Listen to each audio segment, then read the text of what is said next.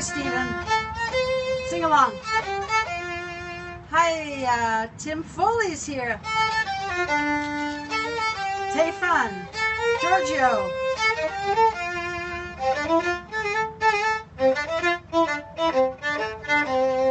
All right. Hello, Yellow Submarine fans.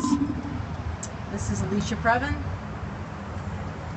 Here I am in my backyard.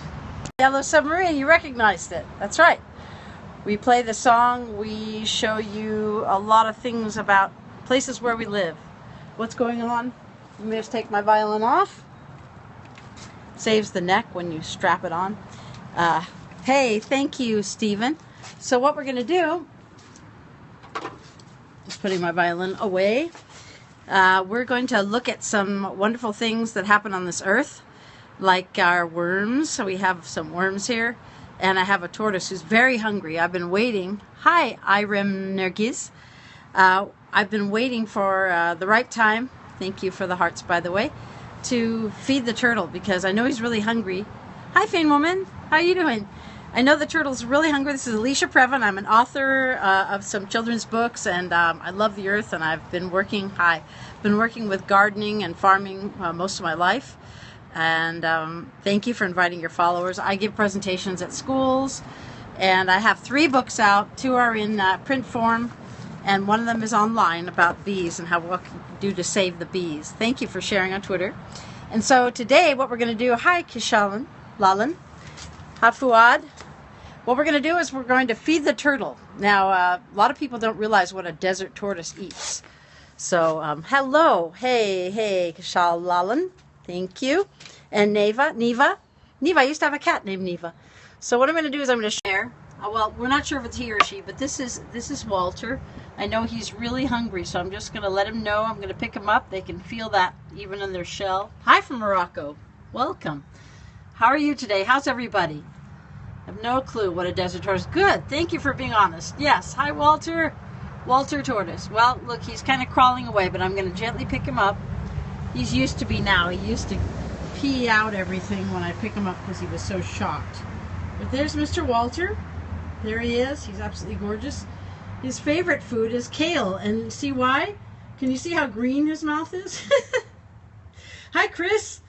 Chris Midkiff joined. All right. So what we're going to do is I'm going to put him down here outside of his little aquarium. He is adorable. I just love him. Hi. And so his favorite food is kale, and I'm going to put him up on here maybe so that you can see better. But this is one of his favorite foods, a hibiscus flower. Could you believe that? You wouldn't think so. But look, here, buddy. Watch. Well, uh-oh, I can't have a low battery already. Here. Are you hungry? I know you're hungry. Oh, he's sniffing it. He sniffs it. Which part do you like? Do you like this part? Okay, so here, maybe you don't like being up there. You want some of he loves hibiscus flowers, but he's not seemed to be eating them yet. So here's another thing he likes. I'm going to put the camera down so you can see him now. Maybe he just feels funny way up there. You want to crawl around because you're not used to being out of your cage until I'm out here. The other thing he really loves is endive. You guys are all familiar with Belgian endives. He loves these, so I usually give him a leaf of these, and he especially likes the tender part of it. So there he is. Oh look, he's eating that. Check it out. So I'm going to hold it up for him. He loves endive and he loves kale, Mr. Walter dear. So time for dinner. Yep. So there he is. Here it is. Oh, he eats so fast. It's amazing. There you go. It's kind of fun to watch him eat. He's got pretty expensive taste, I'd say.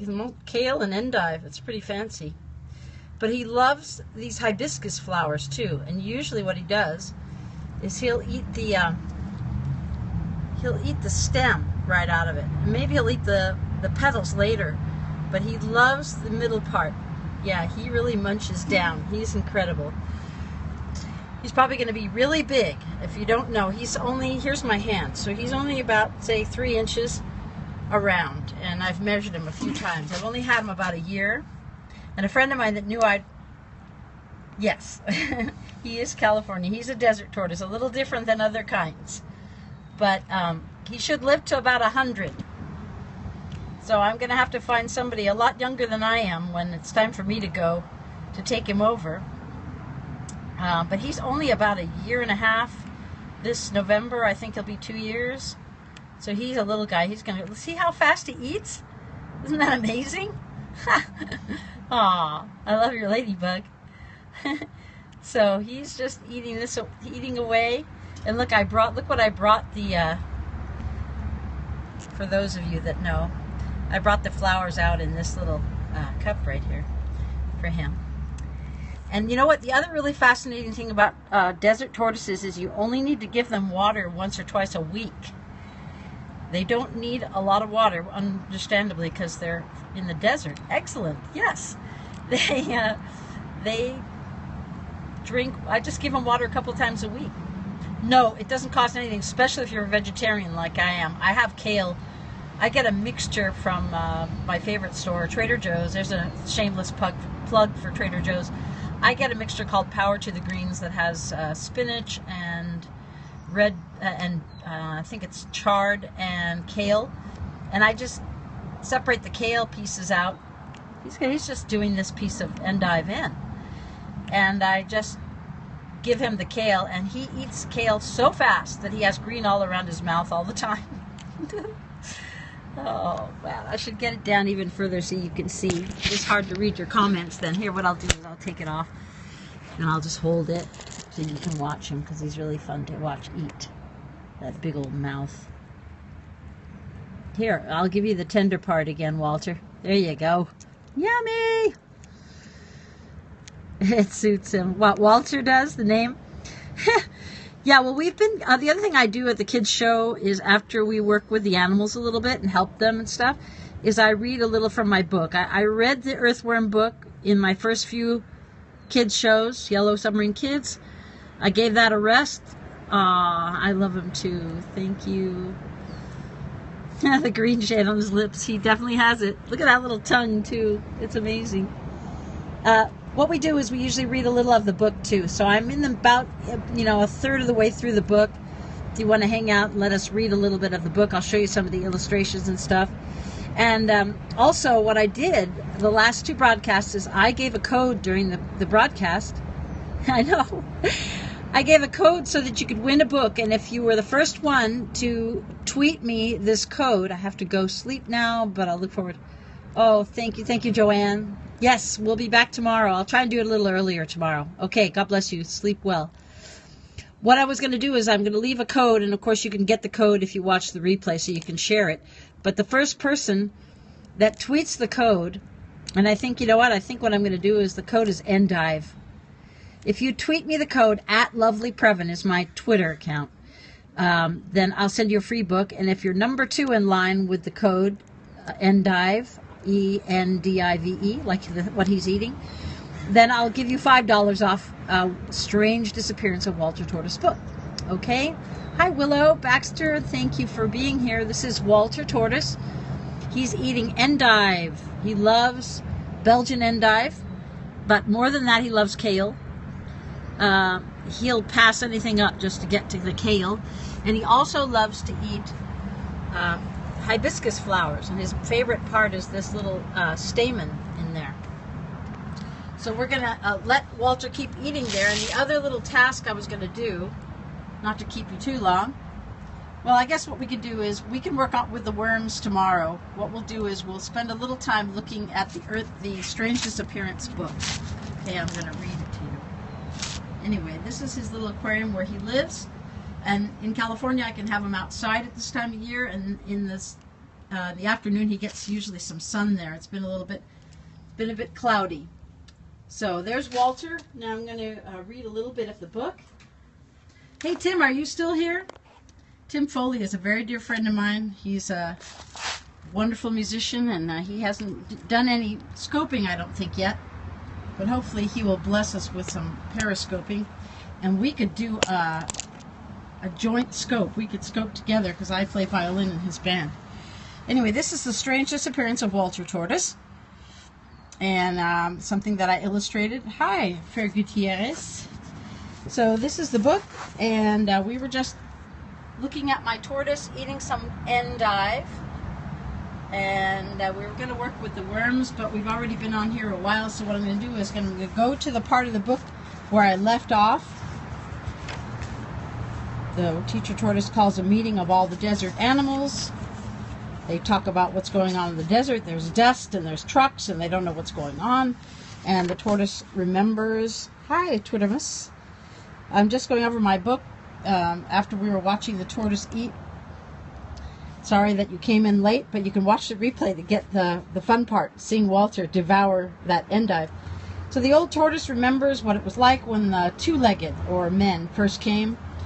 Of course, this is a kid's book, but there's a lot of interesting information in here for any age. It's about energy, really, and about the desert animals and how their pristine land is being taken over by millions of acres of solar panels, and it is harming them, and it's harming birds, and all kinds of things. So I've already read this part of the book, so I'm not going to read the whole thing again, but Walter is taken by the two-legged. He's in a cage. His little friend, Horned Toad, is listening in on what the men are saying, and he runs to tell everybody that Walter is sick and he needs help. So Eagle goes to see a friend of his, one of the last people that he knows of the two-legged that speaks the old language that Condor knew. We all know Condor is another big blackbird that is a meat-eater. So he goes and speaks to Senor Alfredo in his adobe house, tells him we don't know what to do, how can we save the desert? Because this is what the desert's going to look like. It goes from this beautiful, pristine place where many, many animals and birds live. There are Indian sacred sites and burial sites, and yet it's going to end up looking like this. Just a place of death, really. So, I think this is where we are. We left off here where Senor Alfredo says he'll do what he can to contact the powerful businessmen that are doing this. All right. Thank you. Have a great show, Fane Woman. I'll see you soon. Love you too. So he contacts the powerful businessmen. He's going to go find out if they can help them save the desert and put the solar, which is good, but put it on rooftops and distressed land in places where it won't harm anything. Thank you. And the man needs to turn over to a new way of thinking, not just taking everything he needs for bigger TVs and bigger washing machines, but to understand that being green truly means that everyone wins, not just one species of people or just one thing. And obviously money in the bank. So Eagle now worries, but all we creatures of the desert can do is to try and create blocks so big trucks cannot come scrape our desert away. I will go try and rescue Walter Tortoise while we wait for your help. Now I must fly. Alfredo waves. Be careful, but keeps thinking and talking as Eagle flies home. Humans make mistakes. They are often their own worst enemies when they continue not learning a lesson. But someday they will. For money, they will be giving away part of the untouched purity of the earth. The beauty of it working together to keep us alive and well. Thank you for those pretty lavender hearts. Tells me that you're enjoying it. He picks up the phone and dials. As Eagle flies, he decides to pay a visit to some mischievous ravens he knows, also known as crows. He's heard they are familiar with the ways of the two-legged and hopes to plan Walter Tortoise's escape. He finds them fighting back and forth over some small metal objects that they have in their beaks. The desert animals need your help, Eagle calls as he lands nearby. What is it that you have there? The object drops from one raven's beak as he explains, The two-legged lost their keys. Keys are very important to them. I've seen them very upset, even crying over keys. The cage that Walter Tortoise is held in. He knows that it is closed and opened with keys. With your knowledge of the two-legged, we could rescue Walter Tortoise. He is sick and held in a cage just outside our desert home. Can you come quickly? They all fly together back to the meeting. The animals begin to make a rescue plan, working together. One raven sees Rattlesnake and feels a little uncomfortable, hops up on a rock, but suggests, "The two-legged are terrified by snakes, especially one with a rattler. All they need to do is hear that sound, and they freeze or run." The animals are excited now. Rattlesnake agrees to go as long as Eagle carries him and brings him back. "It would take me a whole day to slither there and another to get back, even though there are tunnels underground." Eagle is happy to do it and will carefully hold him in his talons both ways. "This will be fun." Rattlesnake laughs, "Ha ha," and shakes his rattler wildly with a sneaky grin. Eagle adds, "I will give the signal for the ravens to move in." "I have the keenest sense of smell," says Kit Fox, "so I can be the lookout." Hi, Lowland Mac. Well, that's where we're going to end it today. The strange disappearance of Walter Tortoise. Now, if you watch the replay, I'm going to end the broadcast now, but if you watch the replay, you too can win a book if you're the first one to mention the code and go to my Twitter account, which is the same as my Periscope, @LovelyPrevin. And if you are not the first one there, then you will get $5 off A Strange Disappearance of Walter Tortoise book. It's a great book for kids. Oh, look, he ate it. You're very welcome. He ate the main part of the stem. Maybe he'll eat another stem. All right. Well, as we go, we'll say goodbye to Walter. And thank you for joining the Yellow Submarine Kids. And I will see you tomorrow, a little earlier this time. I had some things to do. And we're going to work with the earthworms tomorrow. Okay? All right. Have a great afternoon. And don't forget to send your friends the replay so that maybe they too can get a nice book for their friends. Okay. Mr. Previn saying goodbye for now. Take care. See you on the next violin broadcast probably. Okay. Bye.